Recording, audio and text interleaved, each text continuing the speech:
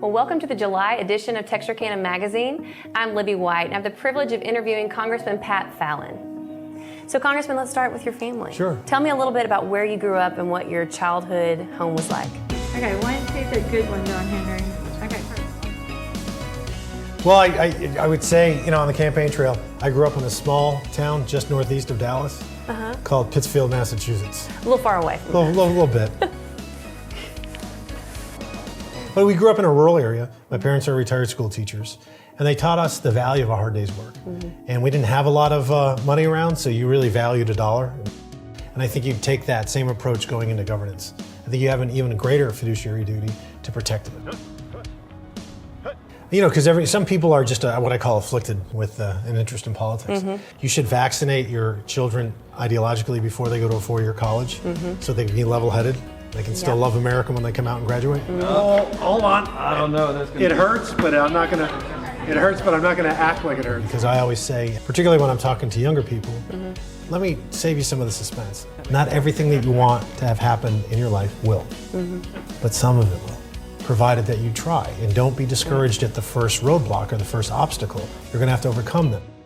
Most people failed the first time, or several times. I wanted to talk to you about what it's like in DC from a human perspective. Congressman, what was your path to Congress? In 2008, Barack Obama won the White House. I was yelling at the TV, and my wife said, you have to do something about this. You have to channel this in some other better way. So what I did was I wanted to become the candidate that I want to vote for. But I knocked on 1,000 doors and just talked to people, had conversations, and we ended up winning without a runoff. Anyhow, I just believe if you campaign, you have to give your supporters and your friends and your family a world-class effort, or you're being disloyal to them. And if every city in this country had the ratio turnout that we had tonight for a town hall, we probably wouldn't have a $30 trillion debt.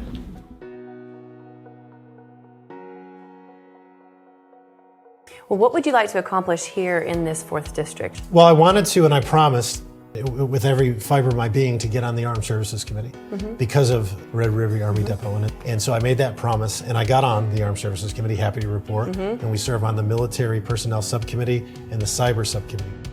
You are a proponent for upgrading Humvees. Well, what many people don't know is we've lost 150 military personnel domestically in this country due to rollovers with Humvees. When they're on terrain that's not nice, flat I-30 highways, they can be dangerous. And 150 lives lost domestically, not even overseas. So there is technology where they can retrofit and all the existing Humvees. We have about 54,000 in the military. So we've got a lot of co-sponsors on this piece of legislation. I've filed it, and we're gonna fight for it, and we'll see how it turns out. A lot of that retrofitting will be done here at the depot, but it's also the right thing to do. We're going to save the American taxpayer $13 billion. So Absolutely. For me, it's a slam dunk. Absolutely. We have a t-shirt for you. No way. Yes, here in Texarkana, at Texarkana Magazine, we say that everyone is famous in their hometown. So, just for thank you, See, this is take see, back home. this is-